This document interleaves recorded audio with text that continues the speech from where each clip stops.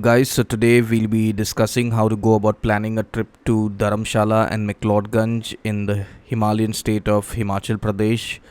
So, Dharamshala is located in Kangra Valley, and the best way to get there from Delhi and Chandigarh, the most economical way that is to take the overnight bus. There are plenty of Volvo buses, but keep in mind that all the private Volvo buses will drop you off at Dharamshala. They will not go to McLeodganj because the road is extremely narrow. They will claim that they will drop you to McLeodganj, but in the morning they will drop you at Dharamshala, and from there you'll have taxis which will offer to take you to McLeodganj, and they'll charge you anywhere between 200 to 500 depending on the season and the volume of crowd that's there and the number of taxis.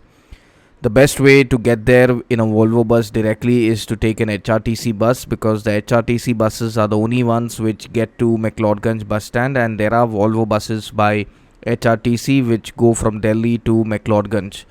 So that is number one. Number two is that don't plan a weekend trip to McLeodganj. You will really not like the place. Honestly speaking, McLeodganj is the kind of a place where the vibe is by staying for a minimum of, I would say, 5 to 6 nights. The longer you stay there, the more the place will start to soak into you. Like McLeodganj, for example, is a place where every day has the same vibe, but the vibe keeps growing into you. It's kind of a different vibe altogether. It's a mix of spirituality, of knowledge, because there are plenty of coffee house bookshops. Then you'll always find llamas roaming in and around. You'll find monkeys. You'll find a lot of Tibetan people praying while they're selling. It's overall a great vibe, but don't go over the weekend, because that's the time when you'll find all the tourist crowd and the streets are flooded. Everything is crowded. There are traffic jams. There's no place to even walk. The restaurants around Mall Road are flooded, and it's a horrible time to be going there. So personally, travel to McLeodganj. You can start your trip on the weekend, but stay longer. Stay for minimum 5 nights, 6 days. And when you're there, do visit Triund. Do the hike to Triund. Visit Dharamkot. Dharamkot is the start of the hike to Triund. Then the next place that you should be visiting, which is walking distance, is Baksunag. St. John's in the wilderness is also walking distance. Do the cable car ride. It's a good experience because you get a very good view of the entire town of Upper and Lower Dharamshala. And finally, there's a village called Nadi, which is a rickshaw ride away from McLeodganj.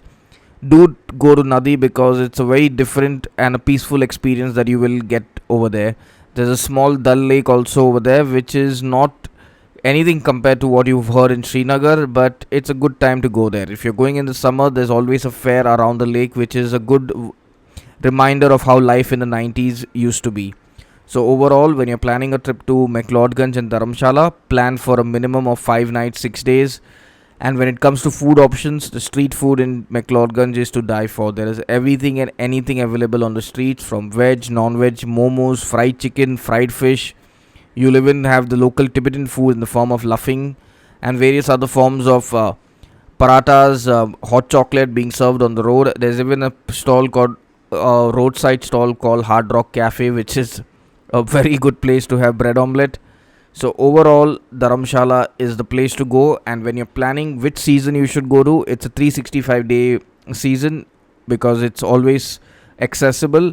But personally, I would recommend going there in the winters or just after the monsoon, because that's when the place is at its optimum. So basically from September mid to mid of March is the best time to go there, when there is barely any crowd and the overall experience is top notch.